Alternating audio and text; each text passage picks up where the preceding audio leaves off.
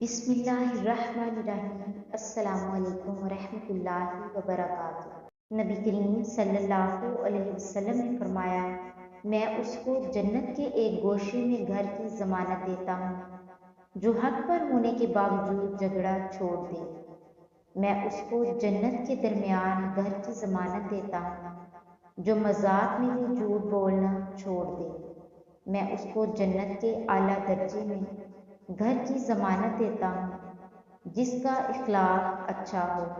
نماز والی جگہ پر بیٹھے رہنے کی فضیلت۔ رسول اللہ صلی اللہ علیہ وسلم نے فرمایا، کوئی شخص نماز کی وجہ سے جب تک کہیں ٹھہرا رہے گا اس کا یہ سارا وقت نماز میں شمار ہوگا، اور ملائکہ اس کے لیے یہ دعا کرتے رہیں گے کہ اے اللہ اس کی مغفرت فرما اور اس پر اپنی رحمت نازل کر، اس وقت تک جب تک وہ نماز سے فارغ ہو کر اپنی جگہ سے اٹھ نہ جائے یا بات نہ کرے۔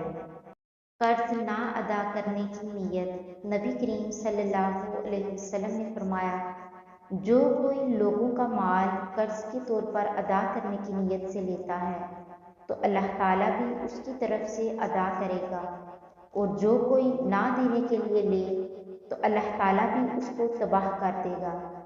پڑوسی کے حقوق۔ رسول اللہ صلی اللہ علیہ وسلم نے فرمایا، جبرائیل برابر پڑوسی کے حقوق کے بارے میں وصیت و تلقین کرتے رہے، یہاں تک کہ مجھے یہ خیال ہونے لگا کہ وہ ہمسایہ کو وراثت بنا دیں گے۔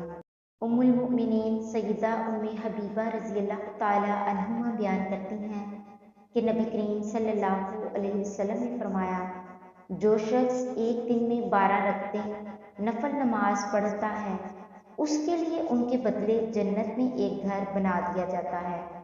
سیدنا ابو ہریرہ رضی اللہ تعالی عنہ سے روایت ہے کہ رسول اللہ صلی اللہ علیہ وسلم نے فرمایا، معاف کرنے سے اللہ تعالیٰ بندے کو عزت ہی میں بڑھاتا ہے۔ کوئی شخص صرف اور صرف اللہ کی خاطر انکسار اختیار نہیں کرتا مگر اللہ تعالیٰ اس کا مقام بلند کر دیتا ہے۔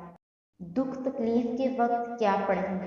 نبی کریم صلی اللہ علیہ وسلم کو جب کوئی کام سخت تکلیف و پریشانی میں ڈال دیتا تو آپ یہ دعا پڑھتے، یا حی یا قیوم برحمتک استغیث، اے زندہ اور ہمیشہ رہنے والے، تیری رحمت کے وسیلے سے تیری مدد چاہتا ہوں۔ بیماری بھی کفارہ۔ رسول اللہ صلی اللہ علیہ وسلم نے فرمایا کہ اللہ تعالیٰ جس کے ساتھ خیر و بھلائی کرنا چاہتا ہے اسے بیماری کی تکالیف اور دیگر مصیبتوں میں مبتلا کر دیتا ہے۔